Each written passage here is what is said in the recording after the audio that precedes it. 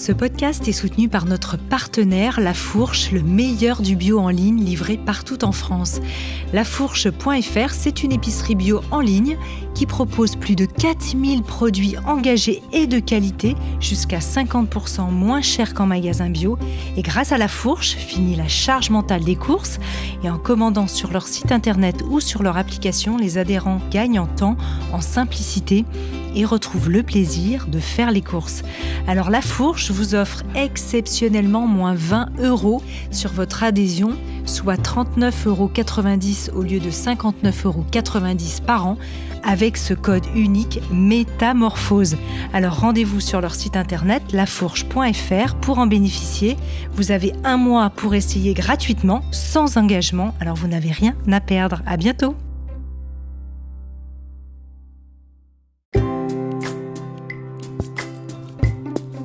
Bienvenue dans le Best-of Métamorphose, une série spéciale qui vous permet de découvrir ou de redécouvrir les épisodes les plus écoutés de Métamorphose.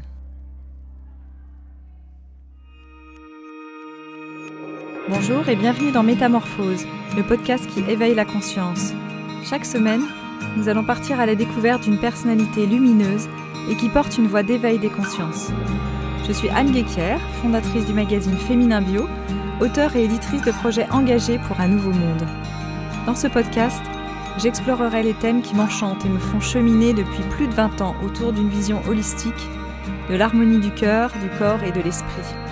En espérant que ces thèmes sauront vous inspirer vous aussi. Le podcast Métamorphose est publié chaque lundi pour bien démarrer votre semaine en conscience.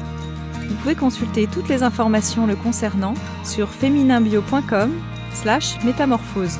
Pour être informé chaque semaine de sa publication, abonnez-vous au podcast en vous rendant sur votre plateforme de podcast préférée. Apple Podcasts, SoundCloud, Spotify, YouTube. Bonjour et bienvenue dans Métamorphose.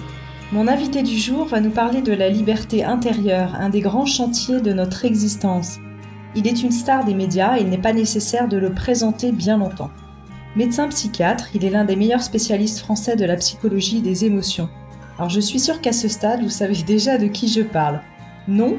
Alors encore un petit indice, ses livres sur la méditation se sont imposés comme des best-sellers, et 3 ans après le succès de son livre avec ses amis Mathieu Ricard et Alexandre Jolien, ils reviennent tous les 3 pour notre plus grand bonheur avec un livre intitulé « À nous la liberté » chez l'Iconoclaste Alary Éditions. Vous aurez bien entendu reconnu Christophe André. Bonjour Christophe. Bonjour Anne. Alors, est-ce que la quête de toute existence est de s'affranchir de nos barreaux, de ces prisons invisibles et de ce qui nous empêche d'être heureux et de nous rapprocher des autres ? Ça n'est peut-être pas une quête évidente, immédiate et quotidienne, mais c'est en tout cas une vigilance, cette vigilance à la construction, à la préservation de notre liberté intérieure, ou de notre libération plutôt, devrait-on dire, dont on s'aperçoit que c'est rapidement nécessaire. Nos quêtes les plus spontanées, ce sont des quêtes plutôt vers l'amour, le bonheur, le plaisir, et elles sont légitimes. Mais si en arrière-fond, on ne travaille pas sur les interrogations, sur nos valeurs et la protection de notre liberté intérieure, alors ces quêtes de première ligne, j'allais dire, sont vouées à nous amener dans la souffrance. Alors en quoi, dans l'introduction de votre livre, à tous les 3, vous parlez de la métanoïa et en quoi elle peut nous aider et qu'est-ce que c'est ? Oh, la métanoïa, on s'est amusé à proposer ce concept. C'est un concept de la philosophie grecque qui décrit l'art, les efforts et l'art de se transformer soi-même, le souci au fond de progresser, de devenir un meilleur humain, de se délester de ce qui nous encombre, de ce qui nous fait souffrir, de ce qui fait souffrir les autres. C'est au fond un terme philosophique pour décrire l'art de la transformation intérieure vers le mieux pour soi et pour les autres. Mais bon, c'est une sorte de clin d'œil au lecteur pour nous inscrire dans une grande tradition, puisque parfois on reproche aujourd'hui, certaines personnes en tout cas reprochent à tout ce qui relève du développement personnel, de la psychologie, de comporter une part d'égoïsme au fond et de nombrilisme.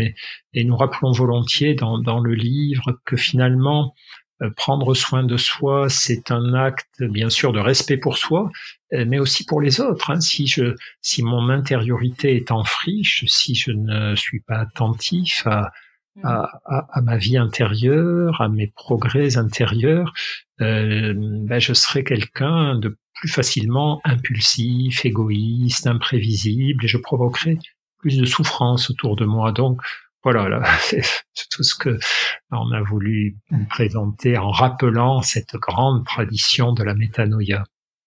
Alors justement, pour poursuivre ce que tu disais, toi tu dis c'est un chemin qui est universel et qui est pas réservé justement à des nantis, contrairement à ce que souvent on vous oppose ou on t'oppose dans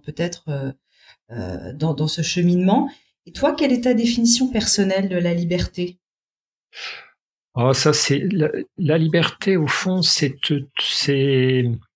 de faire, je crois que c'est Montesquieu, je cite Montesquieu dans le livre, je me souviens plus de la formulation exacte, mais Montesquieu dit en gros la liberté c'est la possibilité de faire tout ce que les lois permettent. Alors la liberté extérieure, la liberté des comportements, des corps, des conduites, évidemment, elle se déploie dans l'espace de ce que permettent les lois humaines, les lois républicaines. Donc, je peux faire ce que je veux du moment que ça ne fait pas souffrir autrui, que ça ne blesse pas autrui, que ça ne lèse pas autrui. Finalement, c'est assez simple.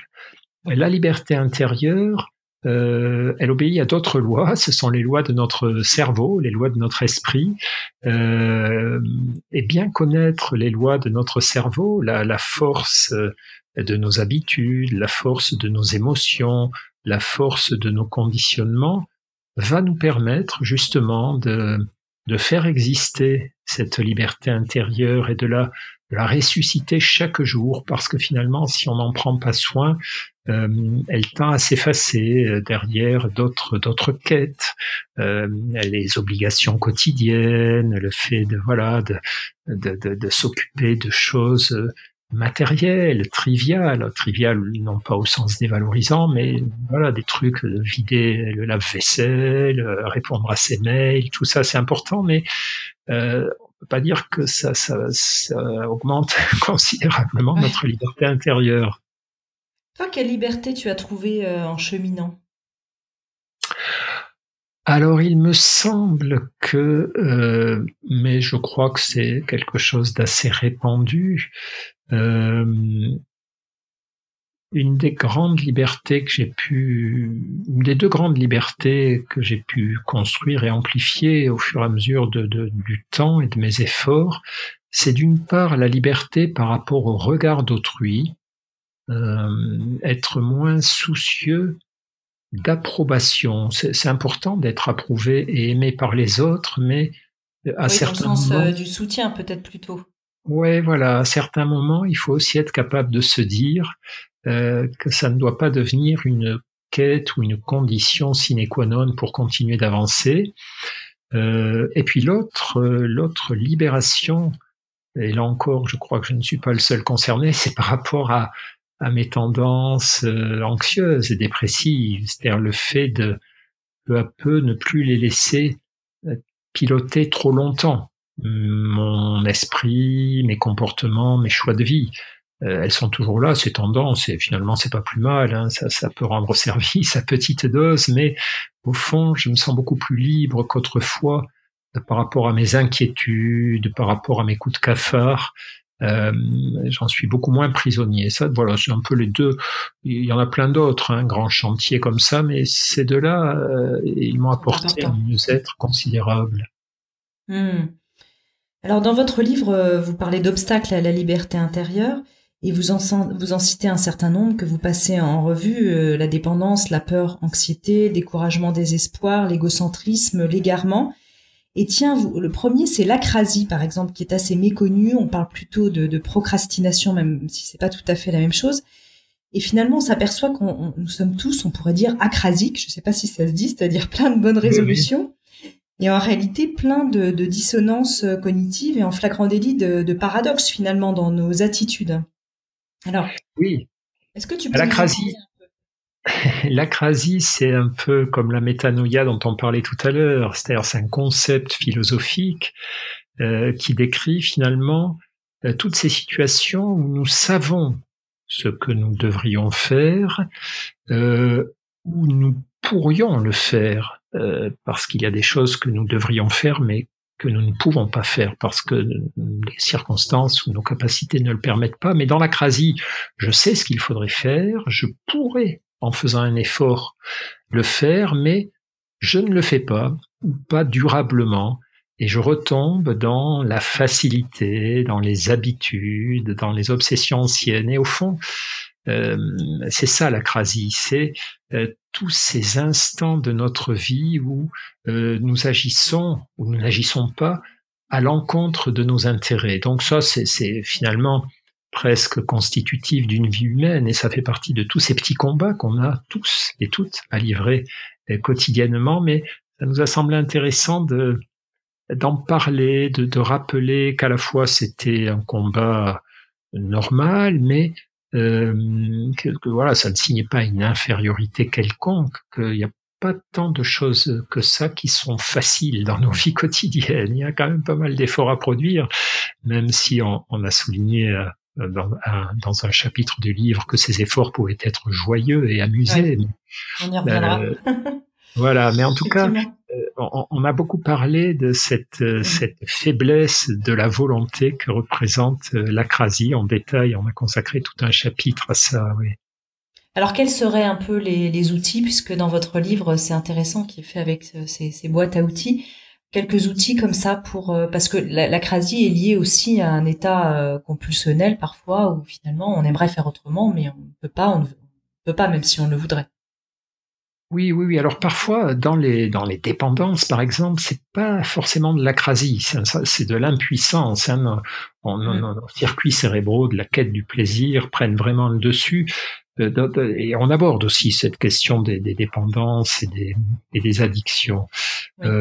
Dans la petite boîte à outils qu'on a mis à la fin du chapitre de l'acrasie, puisqu'on a voulu conclure chacun de nos chapitres, les chapitres sont la transcription de nos discussions, de nos réflexions, des contradictions qu'on s'est posées les uns aux autres, des interrogations, et chaque chapitre se termine par du concret. On s'est dit, bon, les conseils, les recommandations concrètes, ça n'est pas une panacée, hein. On sait bien que c'est pas si simple à appliquer, mais ça serait une dérobade de pas en prodiguer ou de pas en proposer. C'est pas des lois absolues qui vont marcher à tout coup, mais en tout cas, ce sont des directions. Par exemple, c'est des choses toutes simples. C'est par exemple, Mathieu insiste beaucoup dans la boîte à outils sur le fait de toujours faire un premier pas. C'est-à-dire souvent, ce qui nous pétrifie au moment de passer à l'action, je sais pas, l'exemple qu'on donne parfois, c'est ranger une pièce en désordre ou une maison qui est tout en désordre. Et voilà, quand un de vos parents décède, il faut vider l'appartement, il y a un tel bazar dans cet appartement ou cette maison que la tâche nous semble écrasante parce qu'on voit tout ce qu'il y a à faire d'entrée et on sent que c'est vraiment un travail de titan. Et donc dans ces cas-là, on est tenté par l'acrasie, quoi, voilà, on commence pas tellement ça nous paraît écrasant, et se dire ok, fais juste un truc. Par exemple, contente-toi de commencer par ramasser tout ce qu'il y a par terre, ou attaque-toi à une pièce, ou à un meuble d'une pièce, etc. C'est l'effort du premier pas. Après, je crois que c'est important aussi, c'est un conseil que je donne, c'est les résolutions. On chambre souvent les gens qui prennent des résolutions, par exemple au premier de l'an, là en début d'année, on prend souvent des bonnes résolutions, et évidemment il y en a pas mal qui n'aboutissent pas, mais quand même, quand on fait des études sur ces résolutions, se dire allez, cette année je vais essayer de moins fumer, faire plus de sport, faire plus de compliments à mon conjoint, moins crier sur mes enfants quand ils n'ont pas fait leurs devoirs, que sais-je encore. Les études de suivi qu'on a pu faire sur les résolutions montrent que 40% d'entre elles sont encore tenues à 6 mois, ce qui est pas si mal, et 20% d'entre elles à 2 ans. Alors, oui, c'est encourageant. Ouais, il y a de la perte, mais c'est encourageant. Et en tout cas, ce qui est sûr, c'est que si on ne prend pas de résolution, si on ne se donne pas d'objectifs, si on ne cherche pas à se rapprocher de ses idéaux, là, c'est 0% d'atteinte de résultat. Donc, puis il y a aussi quelque chose de très important dans l'acrasie, en arrière-fond, c'est le non-jugement. C'est-à-dire que lorsque nous sommes confrontés à quelque chose de difficile ou qui nous semble difficile, et lorsque nous voyons ne pas le faire, eh bien en général on s'en veut, on se dévalorise, on se maltraite psychologiquement, on se dit des choses pas gentilles. Ouais, et ça nous dévalorise encore plus. Donc c'est important de se dire, ok, c'est un truc qui te paraît difficile, que t'as pas envie de faire, mais dont une partie de toi te dit qu'il faut le faire pourtant. Donc, te juge pas, cherche juste l'approche technique, soit dans cette position, je crois que c'est Alexandre qui parle à un moment donné dans le livre, la position du mécanicien face à la panne d'automobile. Il insulte pas la voiture, il lui dit pas qu'elle est stupide ou idiote, il cherche d'où vient le problème. Et comportons-nous parfois, nous ne sommes pas des automobiles évidemment, mais parfois on ferait bien d'avoir sur nous le regard neutre du mécanicien sur la voiture. Oui, c'est-à-dire revenir à la blessure sous-jacente à ce comportement en réalité. Par exemple, chercher où situer le déblocage, et deux, d'où viennent justement ces hésitations, ces doutes, ces certitudes qu'on n'y arrivera pas, ou cette paresse, ce qu'on pourrait appeler une paresse apparente, qui souvent s'enracine dans des peurs, peur de pas être capable, peur de pas arriver à finir, etc. Alors oui, dans votre livre, donc vous passez en revue ces autres obstacles à la liberté. Moi, il y en a une qui me parle particulièrement, qui est la peur, qui est reliée à l'anxiété. C'est vrai que je trouve que c'est très bien expliqué le distinguo en fait entre les deux. Et l'exemple du raton laveur enragé avec Alexandre Jolien, qui pour lui n'était pas drôle, mais la façon dont il explique, il a une plume qui est assez drôle, montre que finalement le mental peut produire des peurs totalement irrationnelles. Et toi, dans le livre, tu parles de ton état d'inquiet anxieux dont tu me parlais tout à l'heure. Et tu as parlé aussi des outils qui t'aident, par exemple, dans les thérapies cognitivo-comportementales, les fameuses TCC. Quels outils, par exemple, on pourrait recommander dans ces états anxieux de peur, d'anxiété, où le mental s'emballe et il se fait des films qui ne sont pas rationnels? Il y en a beaucoup, effectivement. Ça, déjà, se rappeler que l'anxiété, c'est pas un délire. Si je me fais du souci, c'est qu'il y a lieu de se faire du souci. Donc, je n'invente pas forcément les problèmes, mais je les déforme. Par contre, je les amplifie, je les grandis. Il y a un effet loupe qu'on a étudié notamment chez les patients phobiques, qui voient les difficultés plus grandes qu'elles ne sont et les risques plus grands qu'elles ne sont. Donc, se dire que c'est un problème de signal d'alarme déréglé. La peur, l'anxiété sont des signaux d'alarme, comme les signaux d'alarme à incendie dans une maison. Et c'est nécessaire d'en avoir, que de temps en temps, il y a un petit voyant rouge qui me dit « attention, danger, fais gaffe », mais il est déréglé. Donc, ce qui est important, c'est de le recalibrer en apprenant à regarder différemment ce qui nous fait peur. C'est-à-dire, d'une part, ce qui aide beaucoup, c'est ce qu'on fait dans les thérapies cognitives, c'est d'écrire sur du papier le cheminement de nos peurs. Quelle est la situation? Qu'est-ce que je me dis à propos de cette situation? Quel scénario je construis? Quel scénario catastrophe je construis? Et donc, mettre tout ça sur papier très clairement, dans quel état ça me met, pourquoi j'adhère à ces scénarios, quelles seraient les autres possibilités, même si pour l'instant je n'y crois pas. On a pu montrer qu'écrire ces choses-là introduit déjà un premier recul. On est moins prisonnier de ces peurs et de ces angoisses quand on les considère comme telles, comme des hypothèses qui sont pas folles, effectivement, le pire peut arriver, les problèmes peuvent arriver, mais ce sont des hypothèses. Pour l'instant, il n'est pas arrivé. Et donc, mettre par écrit permet de considérer ces scénarios comme des possibilités et non pas comme des certitudes, nous fait faire l'effort d'écrire les scénarios alternatifs. C'est ce qu'il y a dans la tête des non-anxieux, qui nous disent « mais non, tu te fais trop de soucis, ça va très bien se passer ». personne n'en sait rien si ça va bien ou mal se passer. On fait nos choix, on vote. Les anxieux votent pour la catastrophe, les non-anxieux votent pour le tout ira bien. Mais c'est important que chacun des deux parties s'écoute et qu'on fasse régner cette démocratie dans notre cerveau. Et puis après, on va tester, c'est-à-dire on va s'entraîner à voir si nos prédictions anxieuses se réalisent si souvent que ça. Parce que ça, c'est une des grandes erreurs que font les personnes anxieuses. Je suis bien placé pour en parler. Moi, j'ai fonctionné comme ça longtemps. C'est que on est comme des devins de mauvaise qualité. On prédit sans arrêt que les catastrophes vont arriver. Et dans le lot, les 99% ne se réalisent pas. Et ça, on l'oublie, et on ne se souvient que du 1% dans lesquels la catastrophe est arrivée. Et tous les astrologues, les devins, etc., souvent fonctionnent comme ça. C'est-à-dire qu'ils vous disent, vous vous souvenez, en 1995, j'avais prédit ça. C'est vrai, il avait bien prédit, mais ils avaient prédit aussi 99 autres trucs qui n'ont pas marché. Et le cerveau des anxieux, c'est un petit peu ça également. Il retient que ça. Ouais. L'anxiété, c'est quelque chose qui peut justement se développer avec l'âge, s'aggraver, parce qu'on a le sentiment que quand on est jeune, finalement, tout ça, ça nous passe un peu au-dessus. Moi, j'ai le sentiment que je suis plus anxieuse adulte que plus jeune. Est-ce que on a des prédispositions, justement, quand on a une expérience de la vie, à avoir plus de peur ou plus d'anxiété, par exemple? Alors, pour la plupart des gens, l'anxiété, elle est là dès l'enfance. La plupart des gens qui ont des prédispositions anxieuses, et elle ne fait que rester présente tout au long de leur vie. Et après, il y a des trajectoires particulières.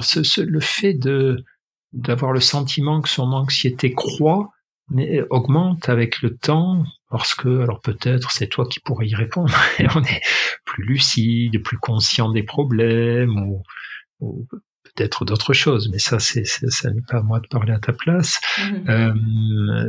Mais en général, c'est plutôt la trajectoire légèrement inverse. Peu à peu, on apprend à pactiser avec son anxiété et on apprend à en faire un usage plus raisonné, à l'écouter sans lui obéir. C'est chez la plupart des gens, en tout cas, c'est la trajectoire qu'on observe, mais évidemment, l'esprit humain, les vies humaines sont tellement variées et multiformes que tout peut exister. Bien sûr. Alors justement, Alexandre Jolien parle d'un institut de la liberté. J'aime beaucoup cette formulation, et il parle de bâtir un art de la joie au cœur du chaos. Et quand en le lisant, et après d'ailleurs il parle d'elle, je pensais, vous parlez d'elle, je pensais à Etty Hillesum dans son livre Une vie bouleversée, qui est dans les camps de concentration et qui vraiment sublime en fait ce chaos, et vraiment dans cet art de la joie en fait au cœur de la tourmente. Donc et dans votre livre, vous invitez tous les trois quand même à ça, hein, d'une certaine manière. Oui, alors Etty Hillesum et d'autres encore posent la question des modèles. C'est-à-dire, Etty Hillesum, c'est un génie absolu, une surdouée quant à l'intelligence du bonheur. Effectivement, elle est en camp de concentration, elle continue de ressentir des moments de bonheur, elle continue d'aider les autres de tout son cœur, d'aimer la vie. Bon, enfin c'est bon, voilà, ça c'est. Il faut qu'on s'inspire de gens comme ça, mais il ne faut pas chercher à leur ressembler jusqu'au bout, parce que on n'en est pas capable. C'est des surdoués, quoi. C'est comme vouloir jouer au foot, comme Mbappé ou Zidane autrefois ou Ronaldo. Bon, on peut faire des progrès, mais on sera jamais à ce niveau-là. Par contre, c'est très important d'observer ces modèles, parce que ils nous montrent que finalement il y aura toujours une part d'adversité dans nos vies. Être un humain, c'est être très régulièrement, sinon de façon permanente, confronté à la souffrance, à la difficulté, à des raisons légitimes d'avoir mal ou de s'inquiéter. Donc, si notre raisonnement c'est « je cesserai de m'inquiéter pour être heureux quand j'aurai résolu tous les problèmes de ma vie », alors on sera toujours inquiet, jamais heureux. Donc, le seul programme qui tienne la route, c'est effectivement de se dire « j'aurai toujours des ennuis ». j'aurai toujours des souffrances. Ça ne m'arrivera jamais de me coucher le soir en me disant j'ai tout réglé, il n'y a plus aucun problème à l'horizon. En tout cas, ça m'arrivera pas souvent. Il faut pas que j'en fasse la condition nécessaire à mon ataraxie, à ma paix intérieure. Et donc, c'est très important aussi, et ça en général on l'attrape peu à peu avec l'âge, de se dire, même si la journée a été difficile, il y a eu aussi des moments de bonheur, et plus j'apprends à savourer ces moments de bonheur dans le chaos, dans la difficulté, dans la tourmente, plus je grandis en liberté par rapport à l'angoisse et au découragement, et en capacité à me sentir heureux malgré tout. Alors justement, tu parles de ces modèles et rencontrer des humains qui incarnent la possibilité d'aller au-delà de nos peurs, qui est essentiel. Vous parlez beaucoup, puis on voit, vous êtes 3 amis, donc vous vous appuyez aussi les uns sur les autres. Et puis voilà, mais cette nécessité d'avoir ces fameux bons amis, des gens de bien dont vous parlez beaucoup dans le livre, des modèles aussi, et c'est pas toujours évident finalement dans notre société d'avoir des repères. On disait qu'autrefois, il y avait effectivement l'abbé Pierre, sœur Emmanuel, qui ont été en France des grandes figures de gens de bien. Comment, en fait, aujourd'hui se repérer? Alors, concernant les modèles, heureusement pour nous, ils sont nombreux. Il y a bien sûr les modèles existants, des contemporains qui peuvent nous inspirer. Et vous en faites partie, tous les 3? Oui, on est des petits modèles alors par rapport. Oui. Non, mais moi je nous mettrais plutôt dans une autre catégorie dont je vais te parler. Donc il y a des grands modèles, des gens exceptionnels, voilà, des Nelson Mandela, des Mère Teresa, des gens comme ça, du présent. Enfin, quand ils sont encore en vie, en tout cas. Oui. Il y a des grands modèles du passé qui ont légué des écrits ou dont on peut relire l'existence, le journal, et c'est très aidant de lire effectivement le journal d'Etty Hillesum par exemple, ou d'autres personnes inspirantes. Après, il y a les gens qu'on croise au quotidien, qui sont des modèles de moindre perfection, bien sûr, mais alors ça peut être effectivement des gens qui sont quelques pas devant nous en termes de sagesse, de lucidité, etc. Mais ça peut être aussi nos enfants, nos animaux de compagnie, des inconnus. Après, un modèle n'est pas quelqu'un qui est parfait, c'est quelqu'un dont les comportements et les attitudes nous inspirent. Alors parfois, les grands modèles, c'est presque tout ce qu'ils font et qu'ils disent est inspirant. Et les petits modèles du quotidien, c'est à certains moments, ils vont avoir une attitude tellement pleine de sagesse, d'intelligence, de bonté, que à cet instant-là, ils sont parfaits. Et à cet instant-là, nous pouvons être touchés et inspirés par eux. Et des modèles comme ça, on en rencontre très souvent tout de même au quotidien, voir des petites choses, ouvrir les yeux autour de nous sur ce qu'il y a de beau et de bon. C'est très inspirant aussi. Il ne faut pas attendre de rencontrer le maître ou la maîtresse avec un grand M. Ça, c'est un débat qu'on a dans le livre, d'ailleurs, avec Mathieu, où Mathieu, lui, a trouvé plusieurs maîtres successifs et avec beaucoup de bénéfices, et il leur en est très reconnaissant. Moi, j'ai jamais trouvé de maître. J'ai eu des maîtres dans des domaines différents, psychiatrie, des choses comme ça, mais voilà. Mais j'ai quand même pris beaucoup d'inspiration et de bénéfices à la fréquentation de tout un tas d'humains. Je crois que c'est beaucoup. J'allais dire tous, peut-être pas, mais plus de la moitié des gens que je côtoie, que je rencontre, que j'observe, m'enrichissent, m'apprennent des choses, ont des comportements tout à fait admirables, intéressants et inspirants. Et ça aussi, ça nous aide beaucoup. Oui, d'ailleurs, dans la boîte à outils, je sais plus, c'est toi qui dis, mais c'est important de maintenir en fait ces différents cercles, les proches, les modèles, mais aussi les gens du quotidien, le boulanger, etc., et d'avoir des rapports bienveillants et humains avec tous, en réalité, pas simplement les gens de notre cercle proche. Oui, ça, ce sont les théories du soutien social. On étudie beaucoup le soutien social en psychologie, en psychiatrie, puisqu'on s'est aperçu, on en parle dans la partie où on envisage l'écologie de notre bien-être, de notre liberté intérieure, et on aborde ça en 3 parties. Il y a l'écologie physique, quoi, l'environnement dans lequel on est, la nécessité d'être régulièrement plongé dans des environnements calmes, le contact avec la nature. Il y a une écologie culturelle aussi, ne pas être sans arrêt baigné dans des valeurs de matérialisme, de compétition, etc., que malheureusement fréquentes.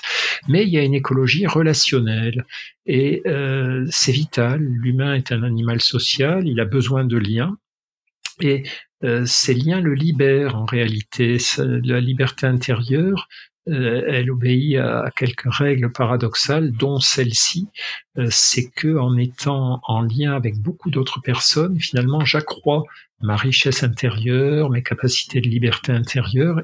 Et c'est pour ça qu'il ne faut pas seulement s'appuyer sur 2-3 personnes de confiance, sur des ultra proches, bien sûr qu'il reste très très important, c'est notre noyau dur, mais il y a un second cercle qui est le cercle des copains, des connaissances, des camarades de travail, des gens que je vois régulièrement, même si je les connais moins bien, et même ce troisième cercle des gens avec qui j'ai des contacts superficiels ou épisodiques, mais ça peut être tout simplement le commerçant au marché que je vois une fois par semaine, avec qui je rigole, je parle du pays dont il est originaire ou de telle ou telle chose. Et ces tout petits détails, chacun nous nourrissent à leur manière et nous gardent en lien avec l'ensemble de l'humanité finalement. Alors, dans votre livre, plus étonnamment, vous parlez de l'égarement. C'est vrai que c'est un peu comme l'acrasie. On en parle finalement, autant on parle beaucoup de l'ego dans de nombreux ouvrages, etc., mais de l'égarement. Et là se pose cette question, et vous en débattez entre vous trois, faut-il se fixer des choix existentiels, des objectifs de vie? Et ça, c'est quelque chose qui m'a intriguée dans votre conversation. Est-ce que tu peux nous en parler un petit peu? Oui, cette question de l'égarement, elle est très importante pour Matthieu. C'est vrai que c'est dans la logique bouddhiste de se dire que finalement, c'est compliqué d'avancer dans la vie sans s'être donné les bons objectifs. Ou en tout cas sans s'être donné des objectifs qui soient les meilleurs possibles. S'égarer, c'est perdre son chemin. Et donc, on peut s'égarer de tout un tas de façons, parce qu'on n'a pas défini de chemin, on est parti à l'aventure, ou bien parce qu'on n'a pas choisi le bon chemin, ou bien parce qu'on ne marche pas de la bonne façon, enfin bref. Et dans notre vie, c'est un petit peu pareil, c'est-à-dire, pour l'éducation de nos enfants, par exemple, c'est important de se donner des objectifs, de pas faire uniquement au feeling, de se dire, je souhaite apprendre à mes enfants le respect d'autrui, le respect d'eux-mêmes, la persévérance dans leur travail, toutes ces choses-là. Il faut définir un chemin, mais il faut définir aussi la manière avec laquelle on va marcher sur ce chemin, c'est-à-dire avec à la fois de la rigueur et de la tendresse, des choses comme ça. Et ce qui frappe beaucoup Matthieu, et en discutant avec lui, c'est vrai que ça m'a un peu fait réfléchir, moi qui suis moins attentif à ça, c'est que beaucoup de nos souffrances viennent de l'égarement, la difficulté à se fixer ses objectifs, à avoir une vision juste de ce vers quoi nous voulons aller, des obstacles sur notre chemin. Donc c'est pas seulement un problème émotionnel, ou c'est vraiment ne pas avoir assez finalement réfléchi sur ce qu'est notre vie, réfléchi sur ce qu'est la réalité, et pas seulement les images que nous projetons sur elle, et avoir clarifié, avoir du discernement, travailler nos capacités de discernement. Et en même temps, est-ce qu'il n'y a pas quelque chose d'un peu mental et donc parfois un peu rigide dans le fait de se fixer des objectifs au lieu de vivre l'expérience de la vie qui est faite aussi de ces égarements? Et donc dans les égarements, nous trouvons aussi de manière juste des réponses en réalité à des questions que nous nous posons de manière consciente ou inconsciente la plupart du temps et qui nous permettent de nous frayer le chemin. Est-ce qu'une vie faite un peu d'objectifs ne serait pas aussi contre-productive d'une certaine manière et un manque aussi d'abandon à une certaine forme de grâce de ce que la vie nous présente aussi dans ses opportunités? au quotidien? Le message que nous essayons de délivrer, c'est pas un message, c'est pas un enseignement rigide, c'est plutôt un message de rééquilibrage. Quand Matthieu parle de l'importance du discernement et des dangers de l'égarement, son message n'est sans doute pas, il en parlerait mieux que moi, mais ce que j'ai compris, c'est que son message n'est pas de dire il n'y a que le discernement qui compte, il ne faut jamais s'égarer. Son message, c'est plutôt il y a des moments où on peut faire confiance à son intuition, il y a des moments où on peut avancer à l'aveuglette, au pif, au feeling, mais pas tout le temps. Et ce qui lui semble observer chez nous occidentaux contemporains, c'est que justement on n'est pas assez attentif à refaire régulièrement le point sur ce qui compte vraiment sur nous, sur la manière dont nous voulons nous en rapprocher. Mais ça ne veut pas dire qu'à chaque seconde de ma journée, je dois être crispé sur l'atteinte de mes objectifs. Ça veut juste dire que c'est un rééquilibrage très très régulier auquel je dois me livrer parce que je vis dans un environnement pollué en termes de confusion. Je vis dans un environnement matérialiste qui se niche dans mes désirs pour les détourner, qui se niche, la publicité va chercher mon désir de rendre mes proches heureux en me faisant croire que c'est en achetant telle voiture ou tel objet que je les rendrai heureux. Et donc, si je n'ai pas de ce travail de discernement, quels sont mes objectifs et comment je veux les atteindre, je serai beaucoup plus victime de ces pollutions extérieures. Je perdrai. C'est là qu'on revient sur notre thème de la liberté intérieure. Donc, l'idée n'est pas d'être toujours en pilotage rationnel, en poursuite d'objectifs. L'idée, c'est de faire régulièrement le point. Si on compare ça à une promenade, je me balade, j'ai pas le nez fixé sur la carte, mais régulièrement quand même, pour pas amener toute la troupe dans des précipices dont il faudra sortir ensuite. Je m'arrête, je fais un petit point, c'est bon, je vois à peu près la direction, et on repart, et je profite du paysage, et je bavarde avec tout le monde, et puis, tu vois ce que je veux dire, c'est une question de GPS, quoi. Ouais, une question de rééquilibrage plus que de... Mais justement, c'est pas tout à fait le GPS, parce que le GPS, le problème, c'est que il nous dispense de réfléchir sur la trajectoire et on perd notre liberté avec le GPS. Et cet art du discernement, cet art de la lutte contre l'égarement, il faut qu'il vienne de moi. C'est plutôt la boussole intérieure, alors. Ouais, voilà, la capacité à lire une carte et puis à lâcher la carte ensuite pour admirer le paysage et marcher un peu au feeling. Ça ressemble plutôt à ça. C'est à l'ancienne. C'est un peu désuet, mais c'est à l'ancienne. Mais pourquoi pas. Et justement, en parlant de lâcher prise, tu dis aussi, et ça c'est toi qui en parle, il faut... l'effort doit aller de pair avec la joie, et tu parles de l'effort, et tu dis à force de parler de lâcher prise, on a oublié la prise, et qu'il faut à un moment donné faire acte aussi de volonté, dire oui à la vie, et c'est vrai que si on passe toute la journée à ne rien faire en méditation, en lâcher prise, et qu'on se dit il se passe rien dans ma vie, on peut aussi prendre ça à contresens. Donc pour toi l'effort, mais l'effort dans la joie est important. Oui, on a voulu faire, mais ça c'est moi qui y tenais, ce petit chapitre sur les efforts joyeux, parce que c'est vrai que c'est pas chic. Il y a une attitude contemporaine qui est assez répandue, qui tend à au fond valoriser l'absence d'effort. Je crois que les Italiens ont un mot pour ça, la spezzatura, c'est-à-dire le fait d'accomplir des choses difficiles, l'air de rien, voilà, juste au talent. D'abord, c'est souvent trompeur. Souvent, les gens très très bons dans un domaine et qui donnent cette impression de facilité, c'est juste qu'ils ont des centaines d'heures d'efforts derrière eux pour y arriver. C'est un peu comme quand un cygne avance sur un plan d'eau, ça glisse tout seul, c'est majestueux, mais en dessous, il y a ces petites pattes qui moulinent comme des folles. Donc, il y a toujours des efforts. Et donc, il y a ce risque, effectivement, de survaloriser le talent et de dévaloriser les efforts nous semble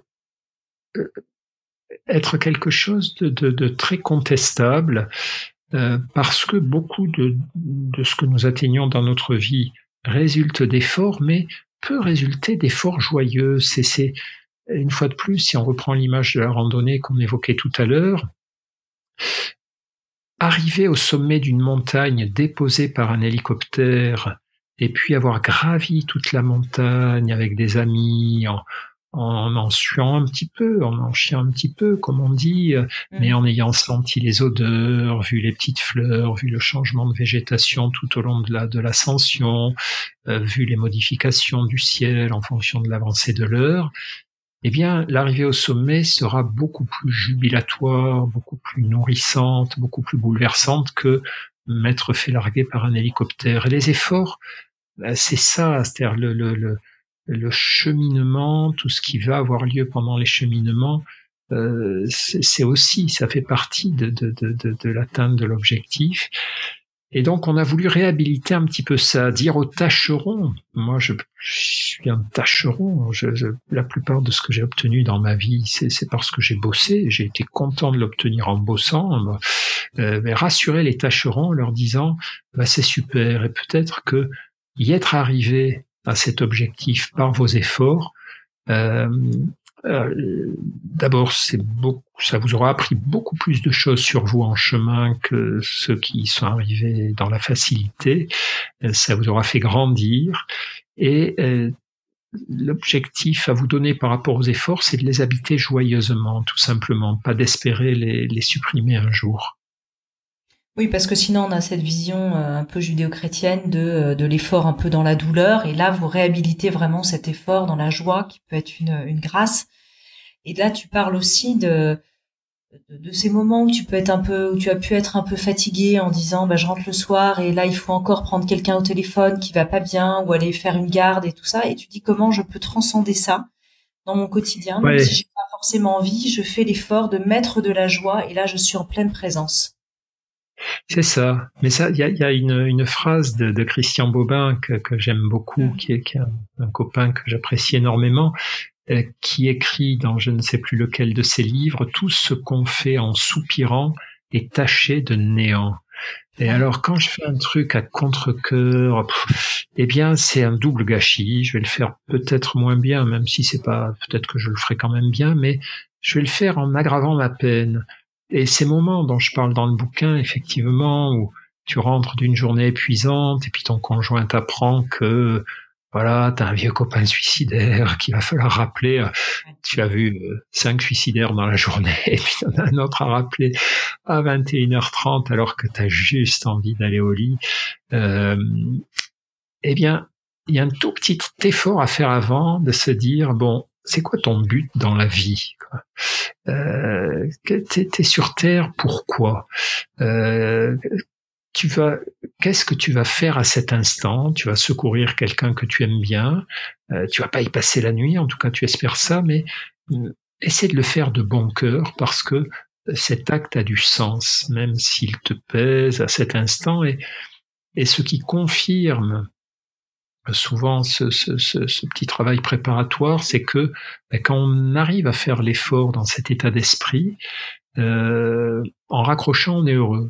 On est doublement heureux d'avoir fait ce que nous avions à faire et puis d'avoir réussi à le faire de bon cœur.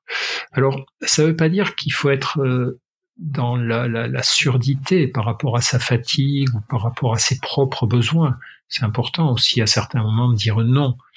Et le non, c'est ce qui nous permet de dire des vrais oui. Savoir dire non régulièrement fait que on pourra, quand on dit oui, c'est un vrai oui. Donc parfois, si on se sent pas bien, on rappelle la personne juste pour lui dire il faut qu'on se parle, est-ce que ça t'ennuie si c'est demain? Bon, si c'est quelqu'un qui est suicidaire, là, c'est pas peut-être, mais assez souvent, c'est pas des cas aussi graves. Mais donc, je suis pas en train de dire qu'il faut jamais s'écouter soi, toujours être au service des autres, mais parfois, il y a des choses qui nous pèsent, finalement, et que un tout petit effort de recadrage, de reconnexion à nos valeurs, nous permettrait d'accomplir avec plus de légèreté. C'est juste ça le message. Et là, tu dis justement, alors la bonne nouvelle, moi je trouve, hein, c'est que et il y en a plein dans votre livre, c'est qu'en fait, on peut entraîner notre esprit, le muscler quelque part pour frayer ce que tu appelles les voies neurales à travers de petites répétitions en fait, et que c'est un muscle et que ça s'éduque et que petit à petit, en fait, ça fonctionne. Oui, ben c'est l'entraînement de l'esprit. Ça, c'est toutes les découvertes depuis une vingtaine d'années sur ce qu'on appelle la neuroplasticité, qui confirment les intuitions, là encore, des philosophes de l'Antiquité. Aristote écrivait « Nous sommes ce que nous répétons chaque jour ».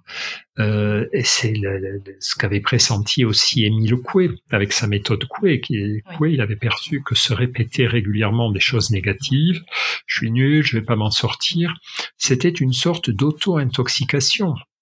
Alors, ça n'a pas le pouvoir magique et absolu que prétendent certains. C'est pas parce que je me répète que je vais échouer que j'échouerai forcément, mais d'abord ça me plombe le moral et ensuite ça augmente légèrement tout de même mes chances d'échouer. Donc on sait parfaitement que c'est vrai, que laisser tourner à notre esprit régulièrement des pensées négatives ou de la colère, de l'envie, du ressentiment, c'est les muscler. C'est muscler notre capacité à être énervé, à être jaloux, à être envieux, à être déprimé. Ça, c'est très très important de se rappeler que plus je pratique un certain style de pensée ou d'émotion, plus je muscle mes circuits cérébraux dédiés à ce type de pensée ou ce type d'émotion. Donc, déjà, on se dit, merde, quand même, chaque fois que je ressasse, que je rumine, que j'ai des mauvaises pensées, en fait, bon, non seulement c'est désagréable, mais en plus, ça va être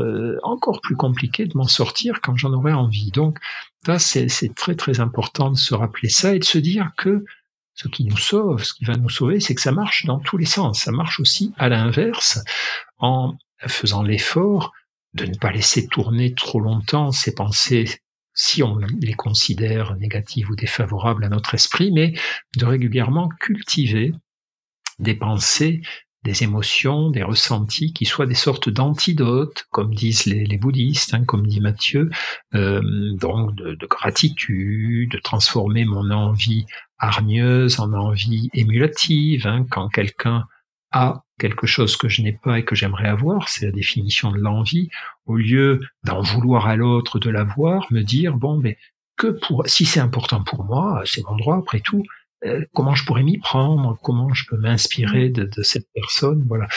Et ce travail, c'est pas du tout sexy, quoi. Souvent, on a l'image des changements psychologiques comme des changements devant procéder par flash, par déclic. Voilà, j'ai compris où était le blocage et à partir de ce jour-là, je suis débloqué.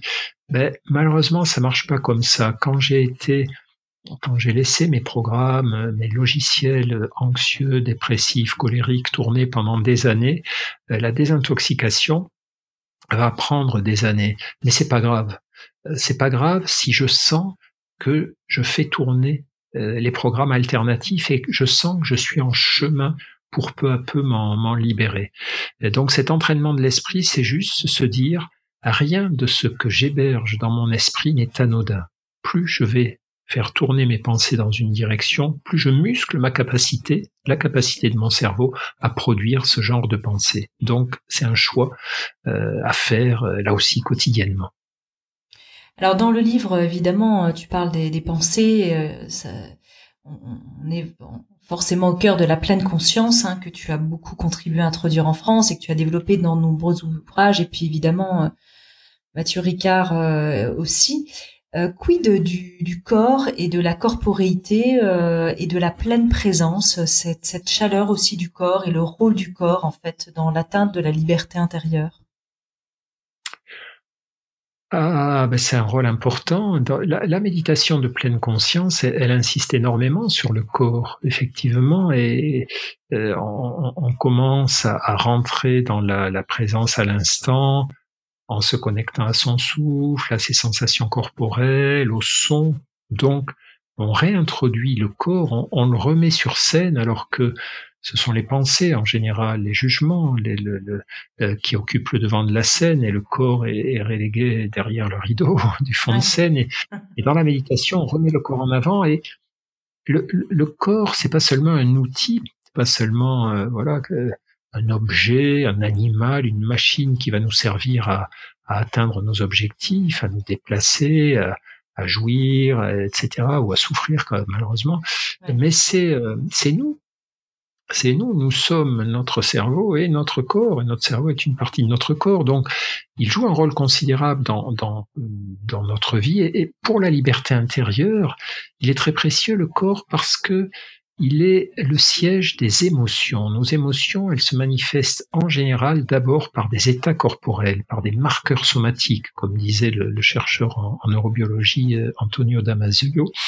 Et ces petits signaux somatiques d'émotion m'indiquent que quelque chose ne va pas dans la relation que j'ai à mon environnement, en tout cas quand ce sont des émotions négatives. C'est une émotion douloureuse, une émotion afflictive ou négative, c'est le signal qu'un besoin fondamental n'est pas satisfait, qu'il s'agisse de la colère, parce que quelque chose à quoi je pensais avoir droit m'a été retiré, de la peur parce que c'est mon besoin de sécurité, de certitude qui n'est pas satisfait, la dépression parce que c'est mon besoin de contrôle ou d'amour, etc.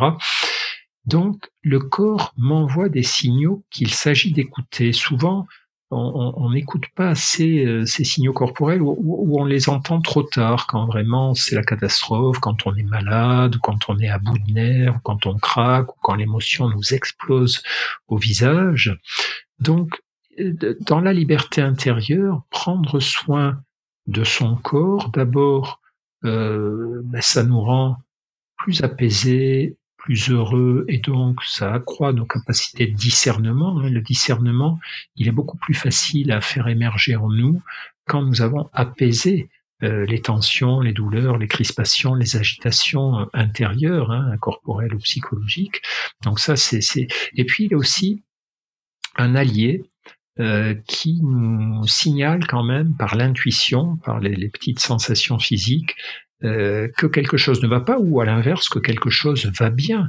Nous recommandons aussi, nous, régulièrement à nos apprentis méditants, qu'il s'agisse d'étudiants ou de patients, non seulement quand quelque chose ne va pas dans leur vie, un conflit, une souffrance, de s'arrêter pour observer à quel endroit ça se passe dans leur corps, vers quoi ça les pousse en termes de pensée, mais on leur demande aussi de s'arrêter quand les choses vont bien, de savourer aussi avec leur corps ce qu'il y a de beau et de bon dans leur vie, et pas seulement avec leur cerveau. Donc c'est un outil très important, et donc paradoxalement, on redécouvre l'importance en psychologie, alors qu'on a souvent, sur les dernières années, dans les années 60, 70, 80, fait de la psychologie cérébrale. La psychanalyse, c'est un truc très cérébral, on met le corps de côté, et on s'occupe des pensées. Et donc là, on est en train d'enrichir considérablement tout ça. Tout ce champ-là. Enfin, il y a toute une partie qui est passionnante sur le fait d'agir dans le monde, quand bien même on ne serait pas complètement au nirvana de la liberté intérieure, ce que nous atteignons presque jamais, sauf quelques sages éveillés, et encore dans cette incarnation, dans cette vie, et que finalement cela ne doit pas être un prérequis à l'action, sinon on ne s'y met jamais quelque part. Ah oui, effectivement, la perfection, si on attend d'être parfait, complètement aligné avec soi-même pour s'engager dans l'action, on va attendre longtemps. Et en même temps, le non-alignement peut mener à l'action injuste, en fait, quand même. C'est ça le problème. Donc, l'idée n'est pas d'être dans la perfection, dans la paix parfaite ou dans la liberté parfaite. Une fois de plus, on n'est jamais sûr d'être totalement libre, mais nous sommes sans arrêt en train de nous libérer d'émotions afflictives, d'obsessions matérialistes, toutes ces choses-là.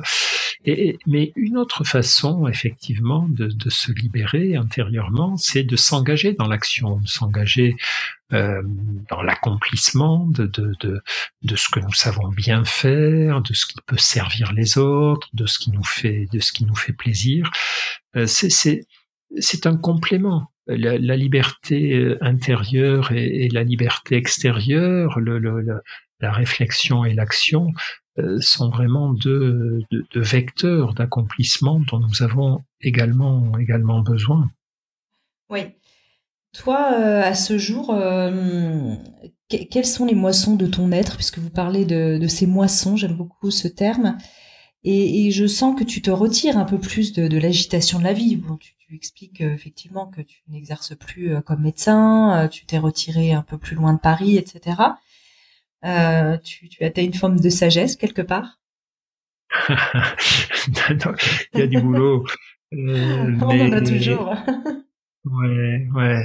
Non, mais en tout cas, c'est ma quête. C'est-à-dire, ce que je souhaite, c'est après avoir m'être beaucoup agité, avoir beaucoup écrit, beaucoup enseigné, beaucoup causé, beaucoup soigné.